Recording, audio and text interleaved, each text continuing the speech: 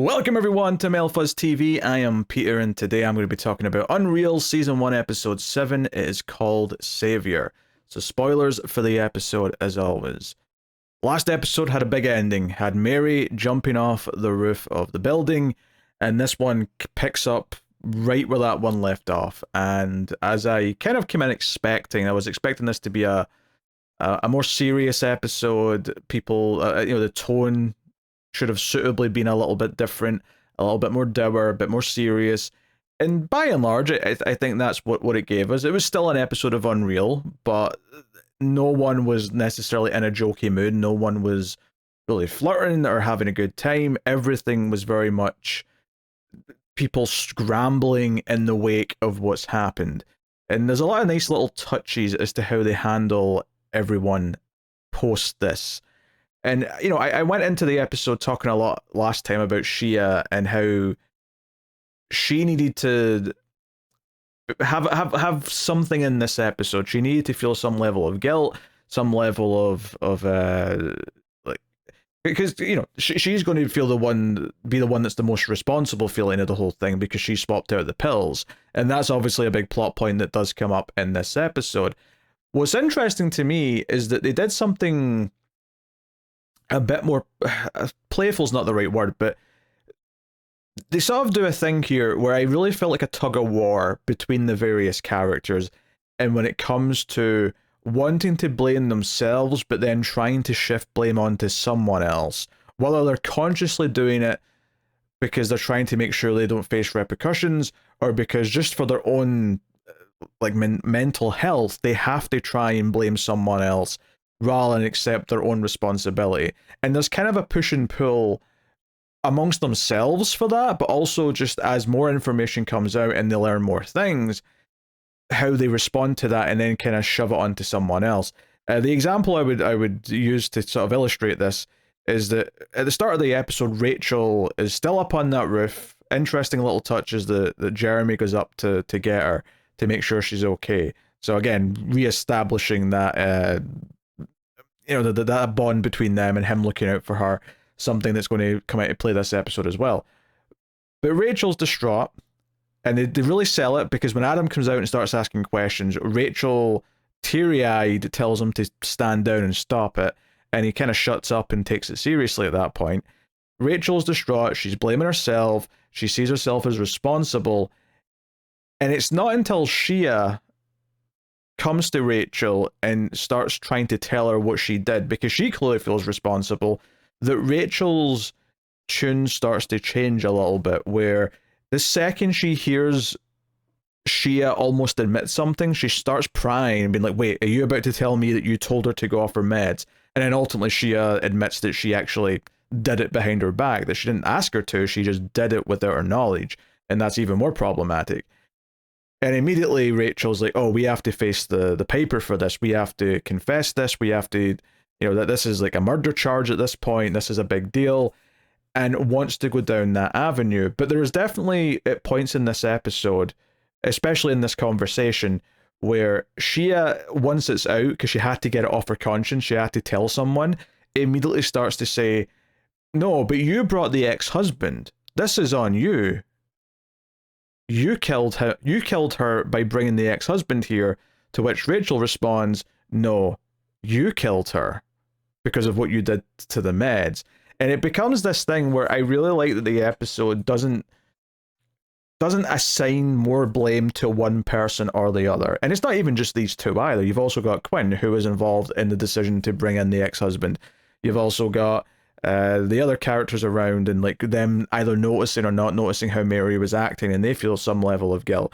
But I think what I like about this is that there's a key theme that the episode keeps revolving around and coming back to. It actually ends up being, what's her name, Madison, the kind of the assistant girl who runs around doing the odd jobs. It's actually a little conversation she has with Chet that kind of ties the episode in a bow, where he's feeling kind of distraught, he's worried about losing the show, things seem really bad. And Madison says something to the effect of, oh, my mother used to always say, as long as something good can come out of a bad thing, that it's not so bad. And that's kind of what the mantra of this episode is how do we get something good out of everything that's happened? And not even in a how do we get a good TV episode out of it? Although that still kind of ends up being one of the results, potentially, by where it goes at the end. But there's a lot of doing something technically wrong or lying about something, but achieving something good in the process of doing it.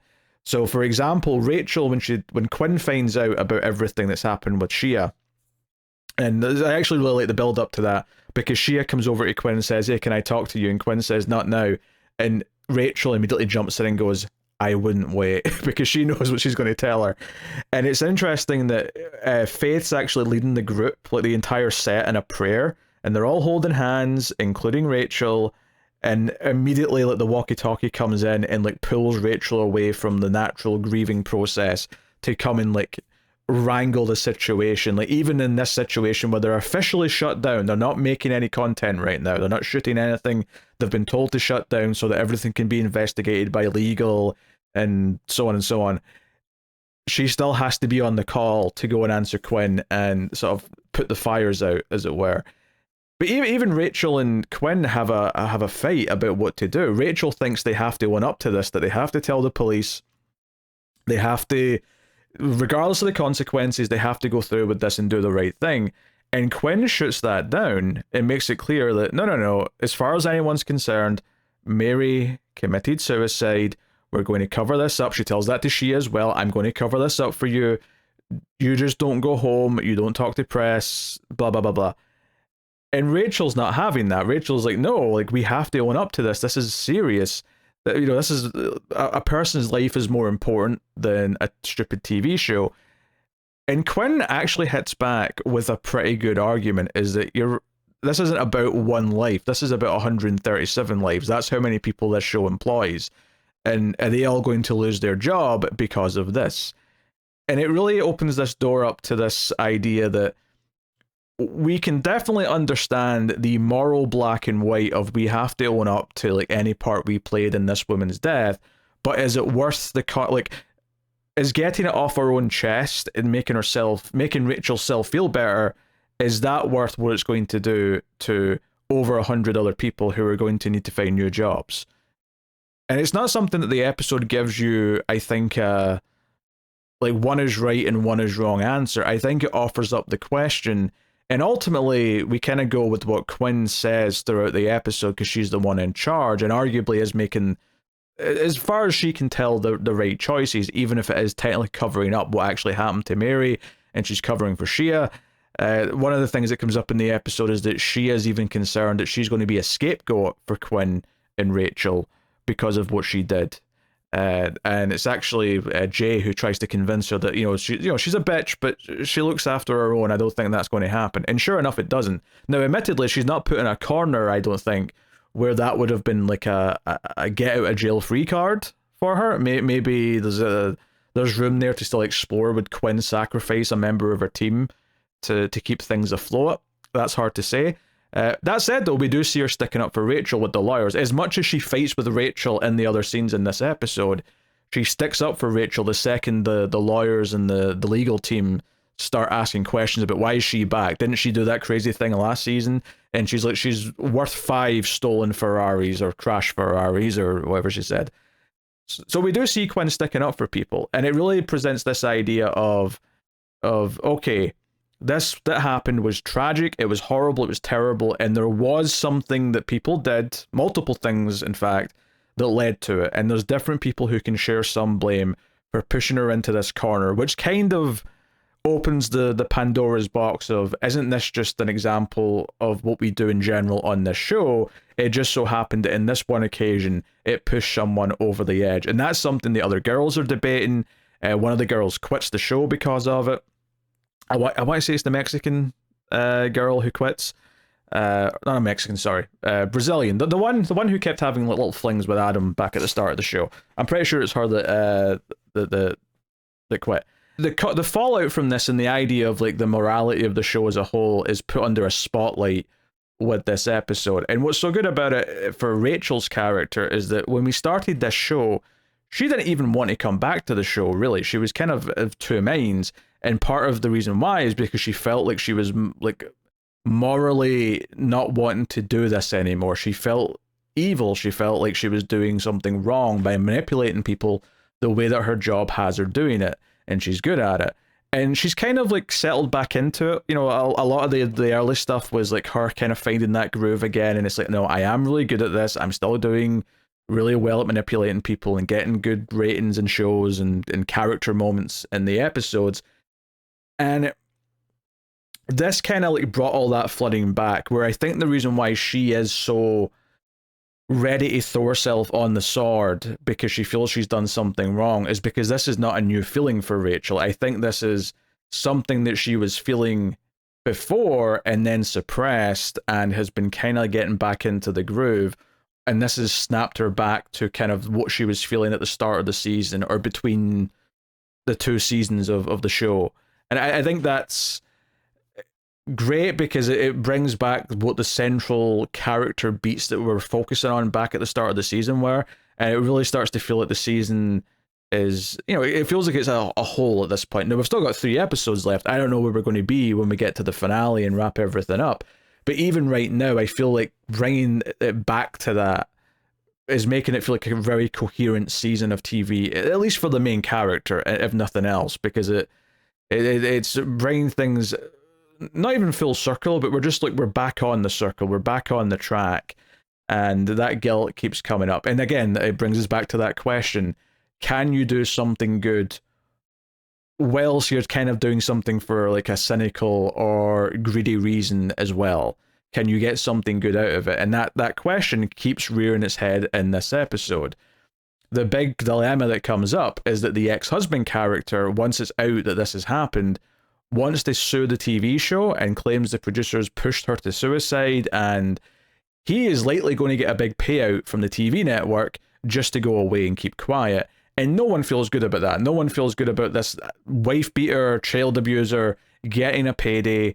And the subject doesn't come up until much later in the episode, but even the idea that he might get custody of his child because of this, and that's also very bad. And one of the things that Jeremy brings up, because Jeremy and Rachel do end up sleeping together in her truck at one point in this episode, is that he points out that Rachel's kind of a force of nature, and like, you helped other people, you helped Faith, and we did. We had that whole pretty happy episode a couple of episodes ago where she helped Faith kind of come to terms with who she was and sort of come out to at least the people that mattered in her life, even if she's not ready to do it to everyone yet. And it really felt like a complete positive outcome. There was no downside, and it really showed the humanity of Rachel in a lot of ways in that episode, and indeed some of the other characters. And Jeremy points that out here. And Rachel's definitely at a point where she needs another character to say, hey, here's your good qualities, here's the things you can achieve. So Rachel kind of makes it her mission at this point. Well, if I can't be completely honest about what happened, let's at least do something good with it. And she basically says that word for word to Quinn. Look, let's get some footage. Let's at least ruin this guy's chances of benefiting from this and maybe not getting the kid as well. Again, the kid question doesn't really come up until much later when Mary's sister comes into the show. And they get caught, bizarrely, by the executive, who clashes a lot with Quinn. I'll go back and talk about that, because that's its own little, like, can of worms. But it's very much this idea of trying to do something good, even in this, like, time. And when she's trying to do these interviews with the girls to talk about who Mary was and who the ex-husband was and anything she ever said about him, to try and basically build a little sizzle reel of saying, hey, he's a monster, like, don't let him get away with anything. Adam basically throws up his hands and says, you're just trying to get me to blame all this on him and that it's not your fault. And it's not the same scene, but he does call Rachel a monster at one point in this episode. Like, he's finally seeing this place for what it is and what Rachel does, and he is kind of holding what's happened to Mary on her for some time. You know, and Rachel's the one that tells him in the first place, and he's the one that's tasked with telling the rest of the girls. I actually really like the scenes early on of all the girls being in like a room and they've not been told anything, and they're like, where's Mary? Oh, there's sirens outside, there's an ambulance, and like, this is just for show, they're trying to build up some drama or something. But then they realize that they're not being filmed and that there's no cameras outside filming the ambulance or anything. They can't see anything from the window, and they maybe start to realize that there's something real about this isn't just this. And even when they're having their group therapy session, with the psychologist they've got on staff, Rachel ends up sitting into it, and when the girl who ends up leaving, like says she's quitting the show, right before that she says, "No, this is what this place is. They don't care about us. This is how I feel." And the other girls basically say, "That's not true. Come on, like it's not that inhumane." And it's actually Rachel who pipes in and says, "I get how you feel. I know it. I do." And there's actually a moment of genuine kind of like connection between them there. And again, it's Rachel kind of coming back to what she was feeling at the start of the show, or why she ultimately had to leave the show before. So, yeah, I mean, obviously it doesn't end with Adam feeling this way about her, because at the end he kind of says, "No, you're not a monster," because she gets into bed with him, not to have sex, she just doesn't want to be alone.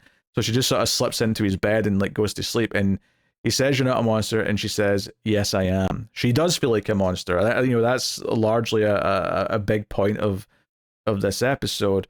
But they do achieve something good. Part of the reason why Adam does a 180 on his opinion on Rachel is that they do find a solution to kind of help the show stop the ex-husband from getting the daughter and getting the payout for it, and kind of like set things off in the right way. But it does come back to Rachel doing her thing, right? She and it doesn't even try and hide it, I don't think. Like, there's a little bit to maybe leave it open that, oh, maybe this is a real suicide note that they find.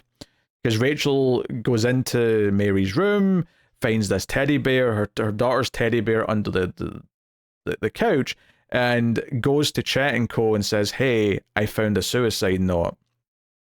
And that leads to what the big climax of the episode is that Mary's sister comes in, reads the note, and records it on camera. She says it on camera. They don't even ask her to do that. They say the presenter's going to do it, and she's like, "No, I'll do it. It'll be more real if I do it."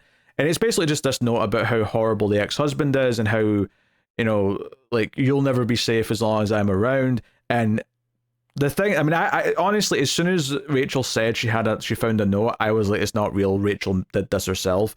But the second the note was being read, and it actually said in the note that Mary had invited the husband herself, that was the moment where it was like confirmed it, where I'm like, okay, this was definitely written by Rachel. And it feels pretty skeevy, actually, to put that line in there, because it's just exonerating the producers and letting them get away with everything. So it is, morally, that part of it does feel really sketchy and bad. It does feel like manipulative. It feels all the things that this show has been analyzing, with its characters and with its themes. But the good thing that comes out of it by the end, because it turns out Mary's sister knows it's fake. She says, "Hey, you did a good job in the note. I almost thought it was real."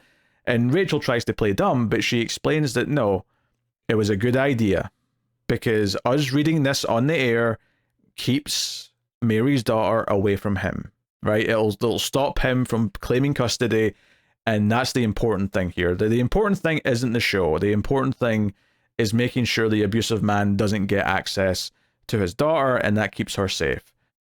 That's the thing that's here that's important. Adam hears this and comes over and says, "You're okay," and asks if she's okay with this, and she reiterates this is what's best for the kid, so this is the right choice, and he kind of accepts that. But it's this idea that there was no clean way where we can all feel better about what happened, but can we at least solve a few of the problems that are lingering after the fact? And this is one of them. Chet also takes that little bit of advice to heart, because this all makes him realize what's important to him, and he just kind of casually comes in and tells Quinn that he left his wife via phone call at the end of the episode. So that's progressing along as well. So yeah, I think what I really appreciate about this is that idea of, can something good come out of this horrible situation, was kind of swirling around the whole time in multiple ways throughout the episode. Can we stop this guy from getting a payout? Can we stop him from getting his kid back? Can we become better in the process? And some of it is behind these like thinly veiled walls of, whenever they say, like, Chet stands up and says, "Oh, we're a family here on this show and we've lost one of our own," and then the presenter kind of says that towards the end as well, when he's handing it off to Mary's sister for the speech or for the note.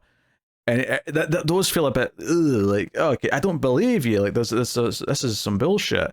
But at the same time, the other girls do seem to care about her and do care that this has happened, and even feel some regrets on their own that they were thinking she was being selfish or jealous before she went away, and or anything like, and just kind of re-examining how they've been acting around her and what's been going on. I really like that, and also this kind of like delicate dance of like who's feeling guilty and then who kind of naturally tries to put the blame on someone else, because Shia feels guilty, but as soon as someone else kind of says, yeah, you should feel guilty, this is kind of on you, you killed them, she immediately bounces back with, no, you've invited the husband here, it's on you. That instant like back and forth, particularly in that one scene with Rachel, but it kind of still plays out a little bit after that, is quite good. Like, I really appreciated that. So the other thing here, there's kind of a really good sub element to all this with Quinn as well, where Quinn's dealing with the executive, and of course the executive doesn't even remember who Mary is. He just kind of I think he says, oh, was that the black girl? And they're like, no, that was the mom. Just so there was still a little bit of humor here, and like the cynicism of like what the show's examining. Just the characters weren't trying to be fun on their own, but there was still some humor that came out of it. He really goes against Quinn in this episode, to the point where when Quinn challenges him, he basically says, you're not in charge here, this isn't your show. And then she's like, yes, I am, I'm part owner of this show. To which the executive just says, yeah, because you shacked up with the right guy at the right time and got paid in points. And he says that in front of Rachel and a few of the other producers that are sitting around. I think Jeremy's sitting there as well. So Quinn's this person who developed this show, has worked really hard, had to fight Chet to get the credit that she was owed for it. And then you've got this executive that immediately just completely just belittles her by saying, oh, you're just a woman who slept to where she is now. And we like, you can say a lot about Quinn as a human being, right?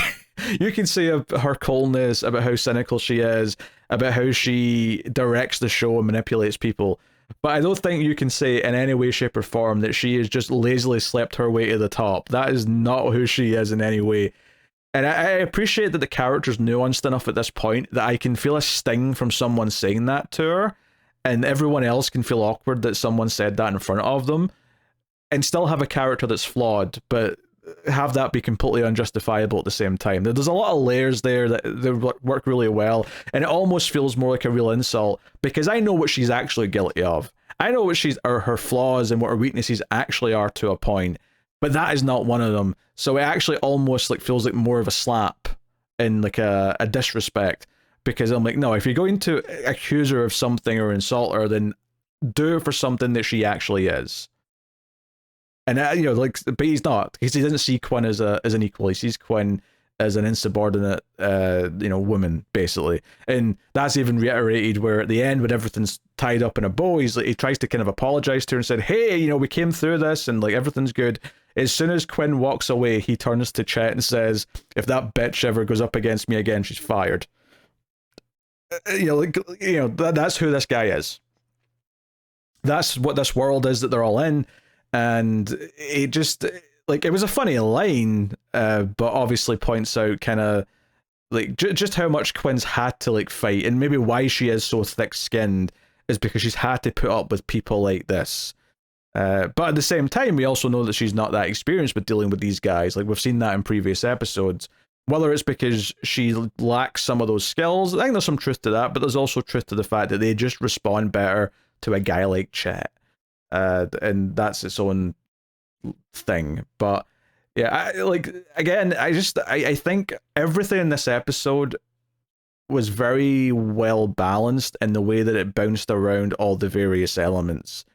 It's a really good sign of strong writing when we're bouncing around a dozen different characters, it feels like, but it never feels like anyone is shortchanged. It never feels like it loses sight of what the point of the episode is. Like, because it helps that in this case, because something big just happened, that is what everyone's talking about. Everyone in some way or another is talking about Mary and what happened to Mary, why it happened, when it happened, how it happened, who's responsible. Like, everyone's talking about Mary. There's something about Mary and everyone's talking about it. That was a bad joke.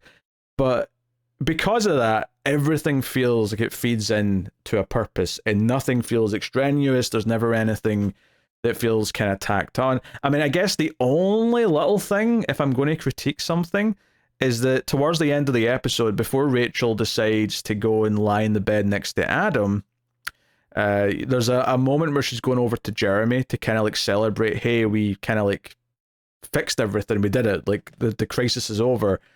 And as she's walking up to him, she's basically stopped short because his fiance walks up to him from the other side, and from there, like, that's it. Like, oh, they're still a couple, I'm still the odd one out, I'm still whatever, even though her and Jeremy had a passionate night the night before, like, she's still on the outside of that. And there's nothing wrong with the moment per se, other than just the fact that because of the fight that Jeremy and his fiance had like an episode or two ago, where she basically said, should we call off the wedding? Is this about Rachel? And it left in such a cold place. It did feel, as the viewer, to me, that we left that relationship off in a place that was in kind of a weird, murky place. Whereas this moment suggests that they're actually kind of happy enough and normal enough right now, when nothing is suggested that they've went back to that. Which does make it just felt like, oh, we're back to this being kind of an awkward love triangle, as opposed to wherever I felt like we were before, right? It probably doesn't help that the fiance character had been missing the entire episode, so she wasn't even on my brain, which I guess is kind of intentional. I think they're going for the idea that we just forget about her, so that it hits like a brick of walls, or it hits like a brick wall rather. When Rachel sees her here and is reminded, oh, he's not available, I'm not actually in a relationship with him, despite the fact that he was comforting to me last night. And, he did give her advice that was specific to her, because he knows her strengths, he knows her weaknesses, and she was able to do something good because of that. Also, he's still petty when it comes to Adam, because when Adam like gives her shit for trying to like get him to say things about Mary's ex-husband, Jeremy just sort of goes, oh, he's a prick, don't ignore him, he's terrible, don't listen to him. So there's still some petty jealousy there. At this point, like, I am going to start thinking less of Jeremy if he doesn't just break up with his fiancée, because he clearly is into Rachel. That's clearly who he's thinking about. So if I'm going to critique the character, and this isn't bad writing per se, I'm just like, if I'm critiquing him as a person, like, he's at the point now where he's going to start to feel like he's the one making the mistakes and doing the wrong thing in his personal life. Yeah, strong episode. I think the fallout from Mary's death is pretty much most of what it should have been. Maybe there's a slight critique to say that it shouldn't have been wrapped up in one episode, but I also understand why you do that for pacing and keep things moving. But I think the complicated like distribution of blame and who should feel guilt, who tries to make someone else feel guilty, and kind of the ethics of how we cover this up and move forward were an interesting topic, especially when I don't think that there was a clear right and a clear wrong. There was just what benefits the most people now and accomplishes something good, even if it's technically not to the letter of the law the most right thing that could have been done. And I don't think the show is necessarily saying that they were 100% right for doing what they did by the end, but at the same time, the alternative would mean that the show is probably over, because the show would be cancelled, and therefore UnReal wouldn't have anything else to do. So it kind of had to go this way in a lot of ways, but but that's not to say that it diminishes like some of the decisions that the characters make. It doesn't feel like they're just forcing it for the sake of it. Like, the decisions Quinn makes in this episode to keep the show alive feel very much in character for Quinn.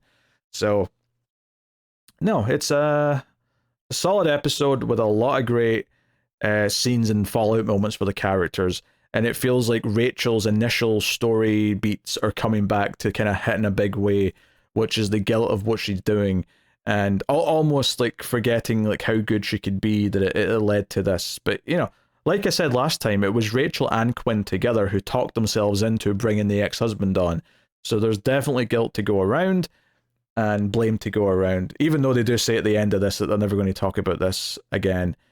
Also, she is basically told to go home because all of her girls are gone, because the one that quit was her last girl. Obviously, Mary's not around anymore, so yeah, go home. So I don't know if that means we'll not see her for the rest of the season, or maybe she'll come up in a different way. But yeah, so good episode. Let me know what you thought of this one in the comments below. Like, subscribe, all that stuff helps out a bunch if you do. And of course, this was a Patreon sponsored video. I think I forgot to say that at the start. I was my brain had left me. But thanks to Board Now for picking the show for this. You can support everything over patreon.com/MailFuzzTV, of course, and get some bonuses for your trouble. I recommend Patreon. You can also do YouTube membership, but Patreon gets you all the movie channel bonuses as well. So go and have a look and see if you want to. But that is me. Thank you very much for joining. I always appreciate it. Keep watching TV. Have you got any vanilla?